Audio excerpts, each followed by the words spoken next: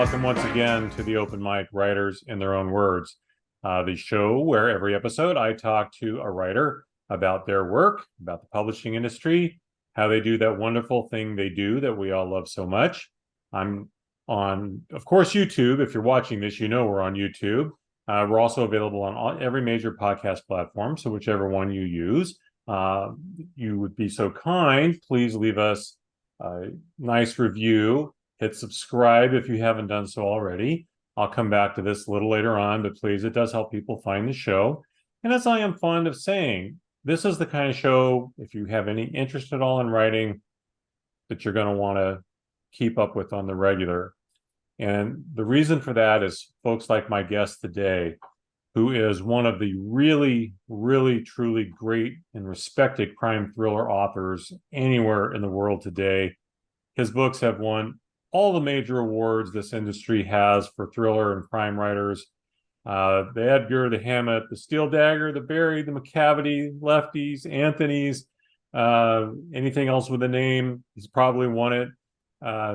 He's been a finalist twice for the Los Angeles Times Book Prize. I'm sure there's more. I could just keep going on and on, but I don't want to make him blush. I'll just say, I just finished reading 2018's November Road, which was stellar, one of the very best crime books I have ever read. And I'm digging right now deep into his newest book, which we're going to talk about in just a moment, Dark Ride. It is also fantastic. As I told him before we went on the air, he's costing me sleep because I cannot put the damn thing down at night and turn off the light.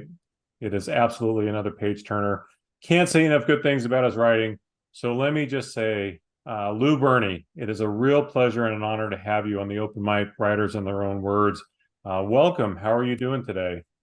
I'm great, and I'm so honored and thrilled to be here. Thanks for having me. Oh, believe me, the pleasure is all mine. Let's start with the new book. Like I said, Dark Ride. I'm just getting into it. As I noticed, it's already become one I'm having a hard time putting down. Um, Tell us all about it. Dark Ride is a book about a main character. The main character is a guy, 21 years old, who's sort of a stoner, slacker, drifting through life. He sort of works minimum wage jobs and doesn't really put much effort into anything. And is very good natured and good hearted, but just doesn't see a future for him. He's been told he's ordinary his whole life, and so he's come to believe it. And then one day he happens to see a couple of kids who seem to exhibit signs of potential child abuse. And he tries to get someone of authority involved, anyone but him, who is more capable and qualified to deal with this. And it just keeps falling through for him. And finally, he goes to Child Protective Services and realizes how overwhelmed they are and understaffed. So he becomes convinced that he has to take care of these kids himself and figure out what's going on and help them. And he's the least likely, most unqualified crime fiction hero ever. And sort of the interesting thing for me as a writer, and I hope for a reader, is seeing, will he be able to rise to the occasion and become something more than he is and really help these kids? Yeah, well, so far, I mean, I think one of the things that got me about it is, as you said, he's such an atypical lead character, but there was something about it on the first page that made me want to keep reading more and more about him. And so we're going to talk a little bit more about characterization and development stuff here in just a bit, but I wanted to mention that right up front. I mean, it's a grabber, right? It reaches out and grabs you really quickly, but it does it without, no one gets dead in the first 5 minutes and all those things that they tell you are the rules. So that was a different grab for me than a lot of crime fiction and thriller fiction. I understand that this book really only came about because you'd hit a big impasse on a different manuscript, correct? Yeah, after November Road, which came out in 2018, I worked for a couple of years on a new book that it was a great idea in theory, but in execution was really giving me heartache and headache. And I just couldn't get it to work. I couldn't figure out how to make it all come together. And right about when COVID happened, this was in, I guess, March of 2020, right when that kind of popped, I decided I needed to do something different. I needed to put that book aside and start something new. And I went with the old writer's adage, write what you know. And the thing was, what I knew at that time was being kind of bad at my job. Like I was not doing a good job with this other novel. And so I kind of really related to this main character who is kind of bad at first at the job he has to do. And that's kind of where that character came from, kind of a very personal place in my experience at the time. Did anything come about in after you set that down and you went to work on Dark Ride? Did anything come back to you that would lead you to pick up that manuscript that you put aside? I think it's happening now. I'm very deep into a new book that's not that original book. But now that I'm through that one, I think that original one is starting to come together for me. So it's a very delayed reaction. It's like, it's probably like 3 years after I put that book down, I'm starting to see a way through it again. So I think there's hope for it. But there was no sense in just banging my head against the wall day after day without any progress. Well, I think it's one of the real tough lessons for writers to learn, which is when to walk away. I talk to Yeah. so many writers who will say, I had 3 or 4 or however many manuscripts, and none of them went anywhere, and I finally just had to move on, and that led to that success. Others have stuck with that first one forever or circled back to it, et cetera, et Mhm. cetera. How hard was it for you to let a manuscript that you'd worked on for that long just set it aside and say, I got to start over? Oh man, it was traumatic. I mean, it was like 2 years of my life writing pretty much full time, and it was under contract, and my book was due, and I had this follow up to a book that won a lot of awards. So it was really, really difficult to say like this isn't working. I need to start something new. And you're exactly right. It's such a fine line to walk between am I giving up too soon or am I sticking too long?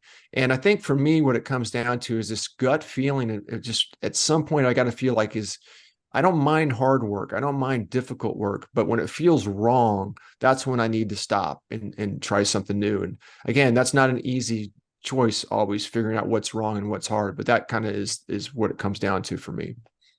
Well, it feels like a necessary thing too. I mean, we talk about killing our darlings, right? And I think if you write for a living or even for pleasure, whatever, you very quickly learn what that means because you may have crafted lots of beautiful words and sentences and paragraphs and chapters, but if the story's not working, the story's not working, right?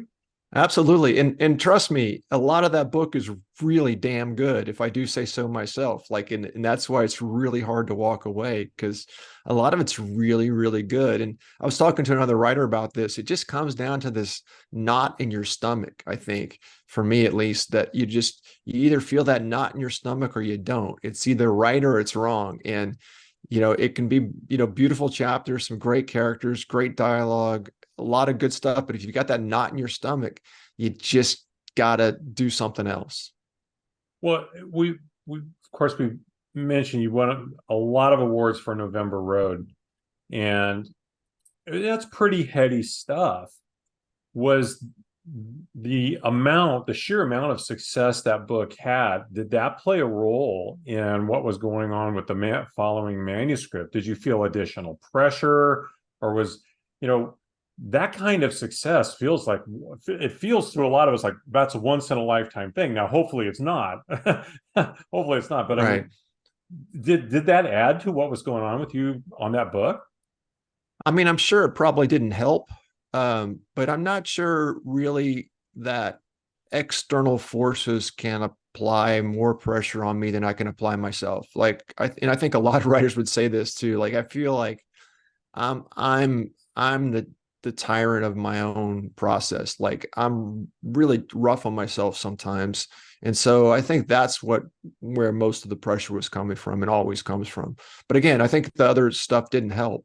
But at times it helps in the sense that it's like, yeah, I've done this before.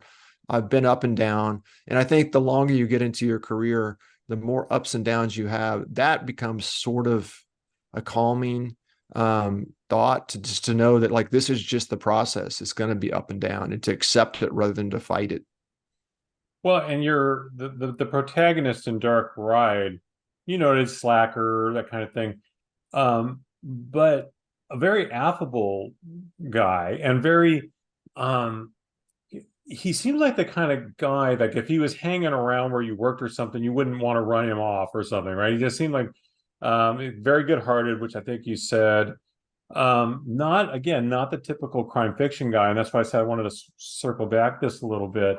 Um, what was your thought in creating that particular character? Because he is so different than what you would normally see as the protagonist in a crime thriller.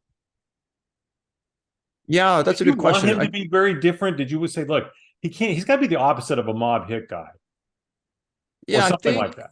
yeah, that's a great question again, because I'm thinking now back, and I think it was kind of a combination of things. Partly it was like I started with the character before anything else. Like I wanted this character just to be good-hearted and kind of inept and easygoing and floating through life, because I feel like, there's a lot of people like that, particularly in today's economic situation in America, where there's like income inequality. And like when I was a kid, I could go to college for a lot less money than people can go to college now. And it was a lot easier for me to come from my background and go through college than it is for someone from my background now. So I was really interested in that as a character.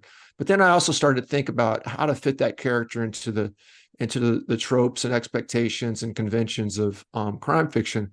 And I like that idea of having a character who was not prepared and not sort of the expert at everything, which is fairly traditional in crime fiction. And then the more I wrote him, the more I started to like him and love where that was leading me in terms of the plot. Right.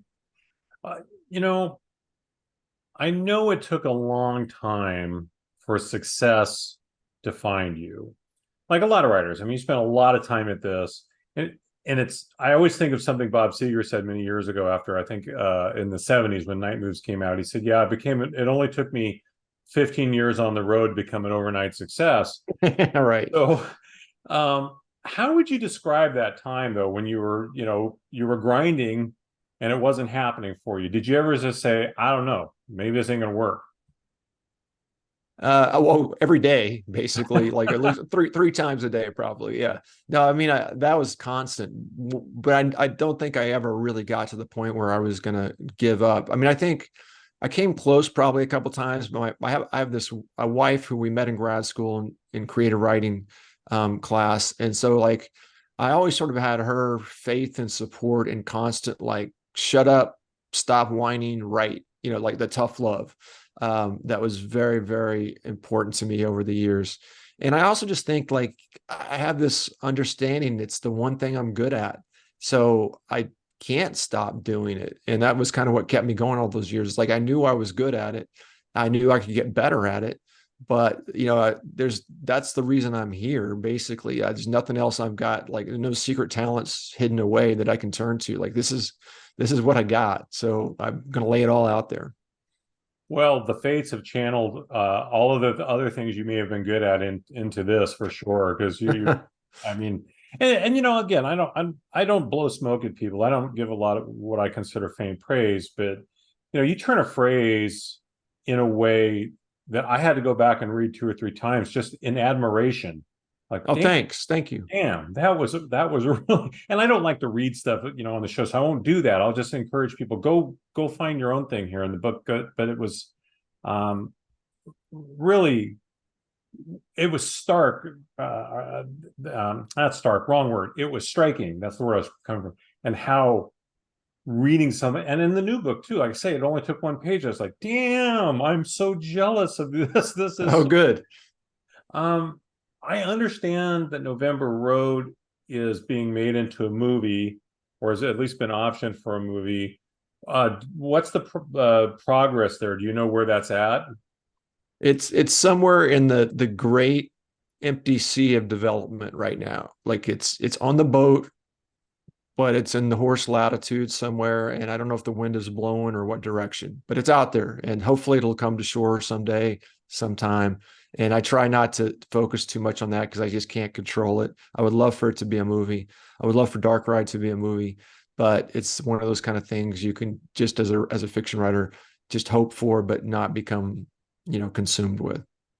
Well, and that process, I've talked with so many writers who've had their books optioned and then nothing ever happens with, they get optioned, then they get re-optioned, and then eventually they just stop getting optioned, or they get made and they don't like the way the movie was made. Some of whom have kind of disavowed themselves of that movie that was made on their book. I had Peter Abrahams on the show a couple times, and his book, The Fan, he's just like, oh my God, they Yeah. destroyed my book.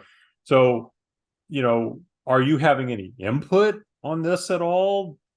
No, not at this point. The input I do have is I feel like my agent and I are very much aligned on the idea that we would rather have no movie than a bad movie. So like I'm not in any rush to have a movie just for the sake of a movie. Like I worked in Hollywood, and so I kind of know how easy it is, or I should say how hard it is to make a good movie. And you've got to make some hard choices to like turn some things down. But I hope at some point I'll have some input. But if really good people are involved, I'm great with that to let them take the reins. Absolutely. Well, so you mentioned you were in Hollywood, and that's great. Great lead in, because I was going to ask you about that, because I know you worked in Hollywood, wrote screenplays. How would you describe your Hollywood experience? I would say it's fairly typical. Like I think the conventional wisdom is that or I did, you picture a writer sells a script, makes a ton of money, gets made into a big movie, they become a famous screenwriter, and that does happen. But a lot of the people working in Hollywood, a lot of the writers who work in Hollywood, as we've learned from the writer's strike recently, are just kind of grinding it out, doing the hard work day to day of making TV and movies. And that was my experience, was just doing a lot of blue collar writing, as it were, doing a lot of adaptations, a lot of other people's ideas, executing them as best I could. And it was a great education. I learned so much about writing and about structure and plot that I was able to make a living, which is great. But I was also able to learn a ton of stuff at the same time. So I feel like I was really, really lucky with my experience in Hollywood. What's interesting to me, because I've had several folks on the show of late who had a lot of screenwriting experience, mostly in TV, some movies, but mostly in television. And I feel like when I read their novels, I can tell they worked in television, right? Because everything is on a real certain pace, and I love it. I actually really like how fast paced and on point they can keep stories. So it's interesting to hear that you learned a lot about structure and that kind of thing. Do you think that time, how much did it impact the books you're writing now? The style, or just even the structure of the books that you write now. I definitely think it's been an influence. I mean, I always from the beginning have been a very lean writer. I had that drilled into me. I was a journalism major in college, and so I've just, um, what is it? Is it Zensler? Who is it? Says omit needless words, or Strunk and White. I think the last line of that book is omit needless words, and so that to me has been very important. I don't like any fat on my work, reading or writing. That's not to say I don't like big books. I do. I just don't like fat on them. And so I feel like I came into it with a certain proclivity toward that, but I also kind of learned more about pacing and about sort of just playing around with different forms and structures and making those work to engage the reader, engage the audience, which I think coming out of grad school, sometimes it's easy to forget you have an audience, but working in Hollywood, you never forget you have an audience. You literally have a producer, calling you every day. So it's a great reminder that you're writing for people and not for yourself, or not just for yourself. Yeah, really interesting. It makes me think of what's that? I think it's Elmore Leonard is quoted as saying, leave out the parts that people skip. Right, right. So I don't want to. Which I would say is like, make sure every part is something they don't want to skip. Because I don't necessarily, I think there's parts I put in my books that you could say, like, why are we doing this part? Well, I want to make sure it's not skippable. And so it's sort of, that's the goal with every beat that I try to do. Make your work not skippable. Skippable. Good lesson. Okay. So I don't want to spoil it for anyone who hasn't read the book, but November Road, it takes place in the aftermath of the John F. Kennedy assassination. Your main characters are, of course, they're fictional, but the mobster Carlos Marcello was a real crime boss who many believe did actually orchestrate JFK's murder. Tell me a bit more about how you came to write this story and to use that bit of real history in creating the rest of the characters. Yeah, I went to college in New Orleans. I went to Loyola University in New Orleans for 4 years. And so I had a great immersion in the culture of that city, which is a great, wonderful city with a great, rich history. And so I remember finding out about Carlos Marcello, who was still alive at the time when I was down in New Orleans. He was in his older years. I don't think he was in charge of the organization, but he was still around. And so I knew about him in a way that not many people outside of Louisiana know about him even today. Like you ask most people, they'll have heard of Sam Giancana or someone like that, but Carlos is sort of a little bit of a mystery outside of the South. And what's fascinating to me is he was the most powerful, most dangerous crime boss in America at the time, by far. Nobody even close. But nobody knew it. And I love that aspect of him, that he was so happy to live life outside of the spotlight. And, that's a safe way to live. And, he ended up dying an old man in his bed, and a lot of his contemporaries, were shot in the back of the head and or put in barrels and dropped in Biscayne Bay. And, you go through the list, but Carlos, natural causes, long life.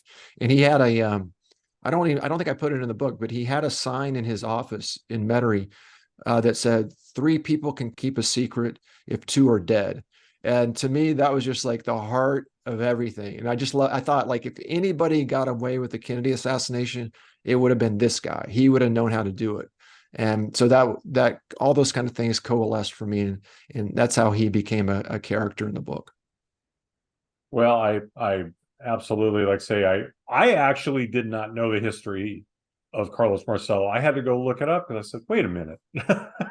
Wait a minute here. And if people have seen Oliver Stone's movie JFK, that's very different. I'm just going to say again, a very, very different. That whole thing is a whole different rabbit hole than what you're doing. You're not doing conspiracy theory. I want to make sure people understand that. That's just the backdrop of a very Right. different fictional story. Though I think a lot of people would consider Oliver Stone's movie very fictional too. Yeah. but Right.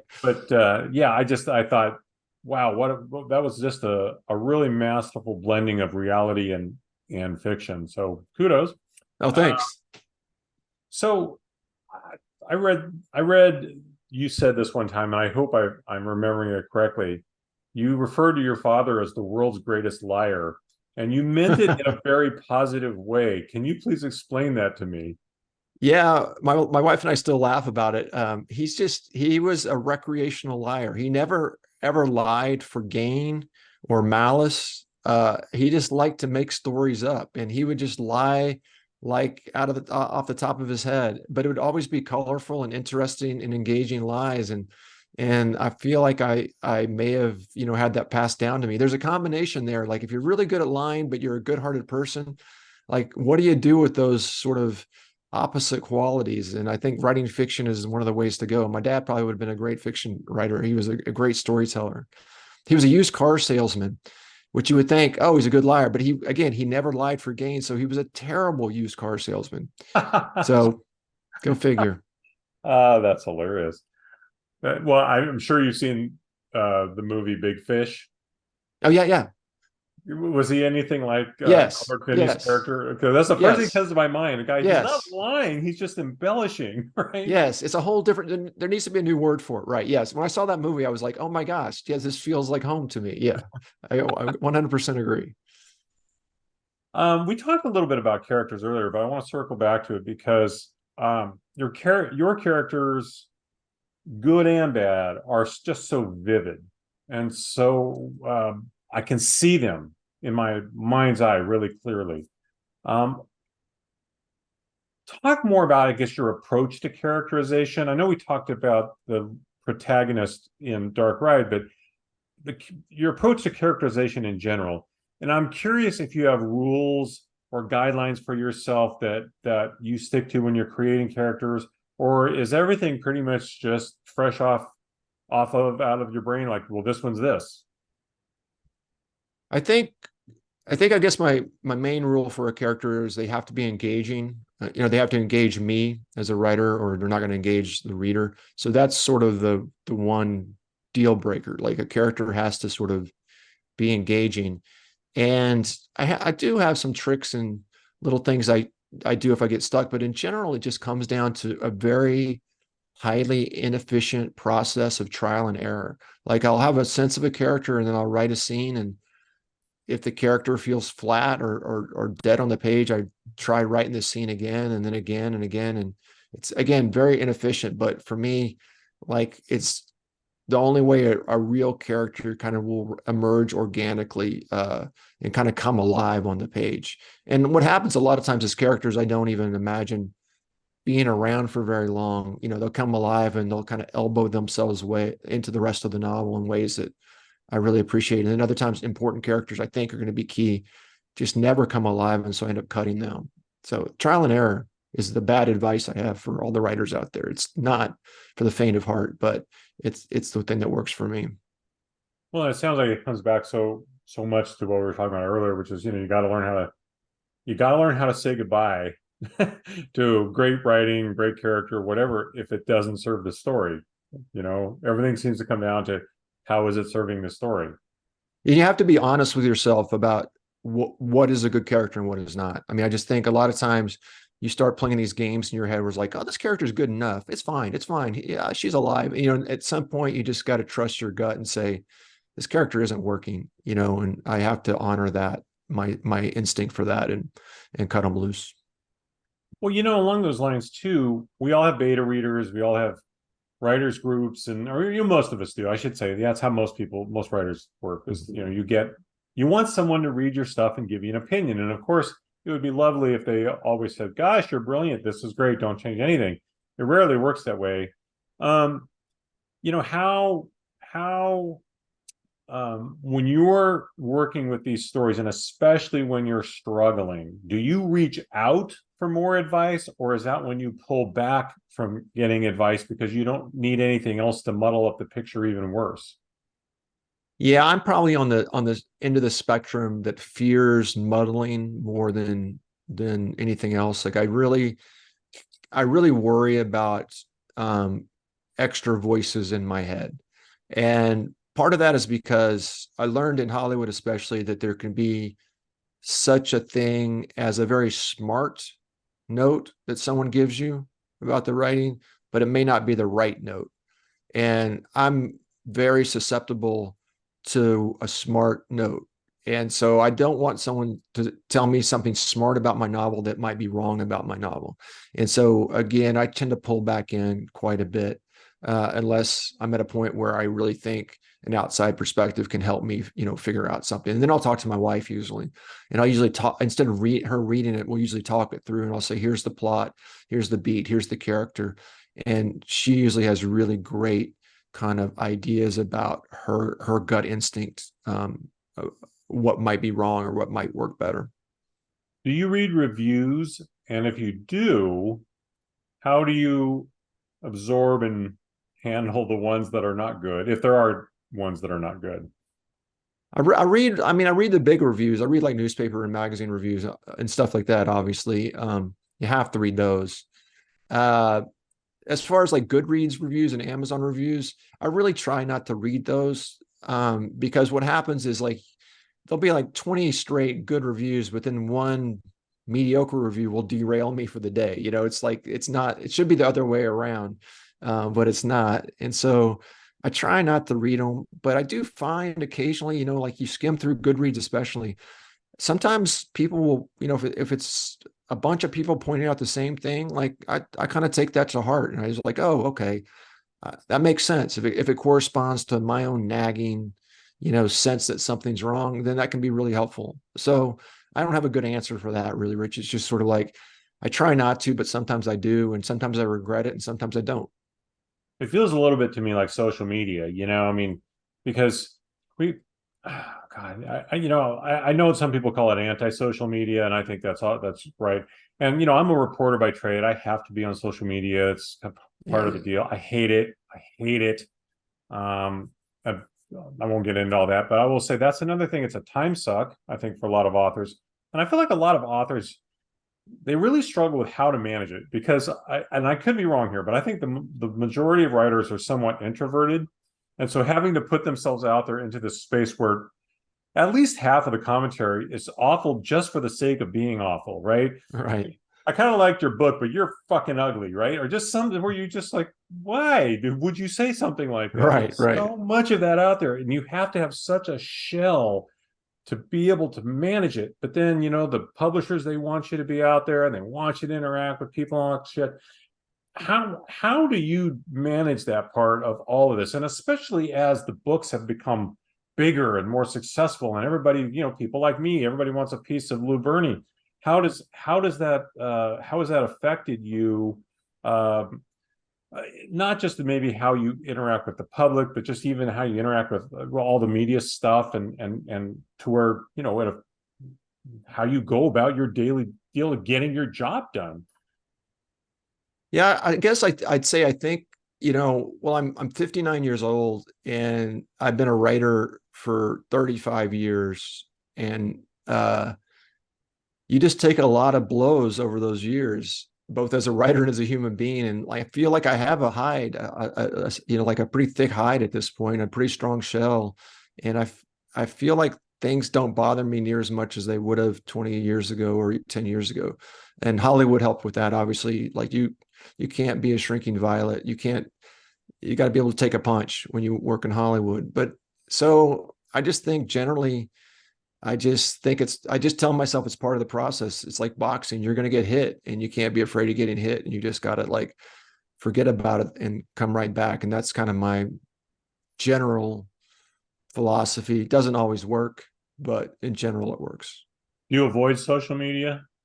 No, I mean, I have to be on there. It's as you said, like it's part of our job, and so I'm on social media more than I would like, and I just try to see the positives of it. I try to like follow people who bring some light or some joy into my life every day, and I try to not engage with the people who are trying to do the opposite. And it's hard. It's really hard, but it's just one of those things. It's something we do. It's our job. Yeah. Occupational hazard. Getting more hazardous all the time. Yeah, exactly. I think, one of the things that I love the most about your writing and the writing of folks like Elmore Leonard and Walter Mosley and Mhm. and Don Winslow, those are, all some of my very, very favorite authors. Mine too. Yeah. It's that I can feel the empathy coming right off of the page. And I've talked about this with other writers, and I know there's always room for a purely dastardly bad guy, right? The kind of two-dimensional bad guy, and a lot of times our stories need those guys. Mhm. But there is something special in the way you and those other guys I was just talking about treat your bad guys that really stands out, and they're very human. They're not the robotic evildoer, dastardly evildoer that we see in some other kinds of stuff. Um, do you have a philosophy specifically to writing bad guys in and or the role of empathy in writing those kinds of characters? Yeah. First of all, thank you. That's like the highest praise I could get for my writing. So I appreciate it very much. I really, the idea of empathy is really important to me. And I think all the writers I love, their work, no matter how dark it is kind of infused with empathy. And so I'm thrilled to hear you say that about my work. And I'm glad that's happening. And that's something I strive for. When it comes to characters, bad guys, bad women, bad whoever, I try to just make sure that they have to meet the same standard of all my other characters, which they have to be engaging and they have to be complex. And I just sort of make sure they have to be real people. And when I kind of follow that rule, they tend to become more interesting to me and not so, two-dimensional or one-dimensional. And again, like you said, sometimes that kind of character is useful, but in general, bad guys who are complex are way more interesting and way more terrifying than bad guys who are not. Well, and I'm not far enough along into Dark Ride yet to have this kind of thought on bad guys there. But in November Road, your hitman, who's trailing your protagonist again. I don't want to give away too much. I love how you have little bits of backstory on him spread throughout. And if it's a classic of, what agents and editors and everything tell people, don't tell a bit, all this stuff in one spot. If you can, pull it out a little bit, and, his background in the war, it certainly had me going, okay, this explains a lot of maybe how this guy is, how he is, how he can kill so easily without a second thought. I mean, but you don't give him a backstory in any detail. It's just small bits of something, and it made me think. It's hard to have empathy for somebody who's a contract killer, but you kind of do in a way. Good. How the world shaped him into what he is now.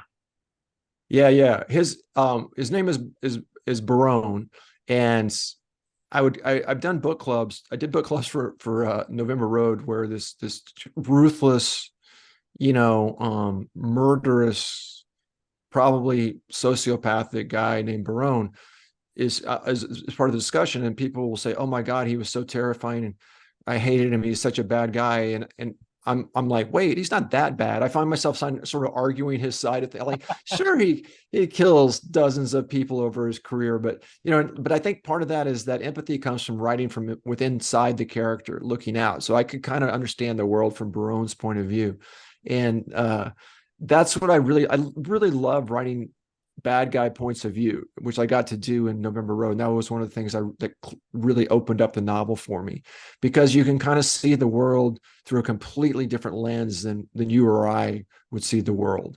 And so, but you get to understand sort of like what would make a guy like Barone tick, because you don't want him to be just typically just I'm murderous because the author needs me to be murderous. He needs to be the way he is for something that's deep inside him. And writing that out and discovering it was really fun. Or fun's not the right word, rewarding maybe. Right. I only have one more really serious question here, and it's I'm going to quote Stephen King, and I'm going to say I'm going to paraphrase Stephen King, so I'm sure I'm not getting it exactly how he said it, but it was to the effect of, why would you want to mess up a perfectly good story with something like plot? And so we talk a lot about, plotting versus pantsing and all that stuff. That's not what this question is. This question is more about your thoughts on plot in a story, because I know we all need one, but you can't. Great characters are absolutely necessary. They have to have something to do that works. So how much thought do you put into plots? And by that, I mean, not necessarily do you do massive outlines or that kind of thing, but how organic is your plotting? Do you allow things more to flow a little bit and let things change, or do you really adhere to, like, I have to know the end and everything's got to fit this, or do you let the end maybe more come to you because it's logical with what you've been writing? Yeah, I would say I have like kind of my own character arc in that regard. Like at the beginning of a process, I start out by doing a lot of planning and a lot of like beat by beat breaking down the plot and the story, figuring out where things are going to go and how they'll fit together. And then I start drafting, and about like, I don't know, 50 pages in, I have to stop and go back to the plan and redo the whole plan because I discovered that's not working. And then I keep going back and forth during the whole process. It's very fluid. So I would say like my desire is to always know what's going on and what's going to happen, but that's always colliding with the obstacle of something new and interesting is emerging as I write, as I draft. And I'm trying to stay open to that as well. So it's really kind of finding that perfect balance of the two for me. Actually, I lied. I do have one more serious question. Kind of serious. Sure. When I get stuck on anything, I take my dogs and we go for a long walk, because I need like, leave me alone. I need to leave my phone in the car. We go on like a long levee road. It's just something I have to get away. And I find I'm surrounded by so much noise, right? Okay, for those who you don't know, I'm the editor in chief at a publication. We cover the California State Capitol. I'm never bored, and so I have lots of people coming at me all the time with lots of things, and they all need it from me right now, and all of that stuff. My writers, my sources, everything. When I need to think, my dogs are the beneficiaries, because we go for long walks. Yep. And it really amazingly unsticks whatever's stuck in my head. What works for you when you get stuck? What does Lou Berney do to say, okay, I got to fix this. I'm going to go do A to get unstuck. You're not gonna believe me, but I walk my dog. It's exactly the same. Like, and I can bring him into the room. He's ready for his walk soon. He keeps looking in the door. Like, is it time yet? No, but there's something about being outside, being active, kind of not really thinking directly about the problem or the question at hand, kind of letting it sneak up on you. That's what always unlocks it for me, is walking the dog. So yeah, he is the beneficiary of that. It's like whenever necessary, he's ready to go. That's what's great about dogs, right? Absolutely. They serve, as you can see mine snoozing in the background, one of them. They do serve lots of purposes in our life. And thankfully that is also one. They're kind of a muse in a way that I don't know. In classical literature, it's always some gorgeous woman or something. For us, it's our dogs. It's a dog. Yeah. That's okay. I love that. I am perfectly okay with that. Well, yeah. I like to end, and believe me, I could keep asking you questions until dark sets here, but I'm going to be respectful of your time here and say you probably have work to do. But I got a dog to walk. Yeah, and a dog to walk. Yeah, mine too. And as soon as they wake up here, I guarantee you. I always like to end on a fun question, and it's presumed the presumption here is that I'm omnipotent and I can put you together with one of these following three people for whatever conversation, a drink, dinner, whatever you want. And I have a theme. I've over the course of time, I've developed a theme with these, and so I'll let you see if you can determine the theme here when we get done. But your options are the great humorist Will Rogers, very famous St. Louis Cardinals pitcher Dizzy Dean, or the great folk artist Woody Guthrie. I could put you together with one of them. No question. No. It was tough for a second, and then it's like when you got to the last, it'd be Woody Guthrie, hands down, instantly. I was thinking about Dizzy Dean for a second because that would be interesting. But no, Woody Guthrie, 100%. He's one of my heroes. I love Woody Guthrie. Really? Now, see, I didn't know that. I honestly did not know that when I put these together. But that's great. Why is he a hero? I love his music. I love sort of his social conscious. I love his story. I just love everything about. He's from Oklahoma. I'm from Oklahoma. Well, so is Will Rogers. Where's Dizzy Dean from? Oklahoma. Is he really? There you go. You got. I didn't realize Dizzy was from Oklahoma. Okay. Well, I think most people associate him with Arkansas. Yeah. But he was born in Oklahoma. So interesting. So you little curveball there in honor of Diz. Yeah, I almost picked Dizzy. I was tempted by Dizzy, but because I bet he would be a barrel of laughs. But yeah, I'd go with Woody for sure. You'd learn some new takes on the English language, I think, if it was Dizzy. Sure, but yeah, good choice. Woody's a historic figure in music for a reason. So yeah. Well, Lou, thank you so much. This has been a lot of fun. I really appreciate you coming on and sharing your thoughts and insights into writing, and of course about your books. I cannot emphasize enough, folks. If you haven't discovered Lou's work, do so. Go check it out. Like I say, I've November Road. I've read fully. I'm reading Dark Ride right now. Great stuff. You will not be disappointed if you're a crime fiction fan. You won't be disappointed. I promise you. I promise very little in this life. I'm more like, I don't promise anything. This one I'm promising. Okay. Lou, like I said, thanks again. Really appreciate it. I said I was going to circle back to my spiel. My spiel is, if you haven't hit subscribe, please do so.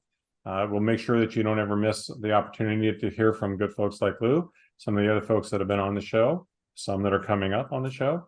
Whether it's the YouTube show or the podcast, please do so. Please leave me a review, any comments. Those are really helpful. It really does, especially on the pod. It helps other people find the show.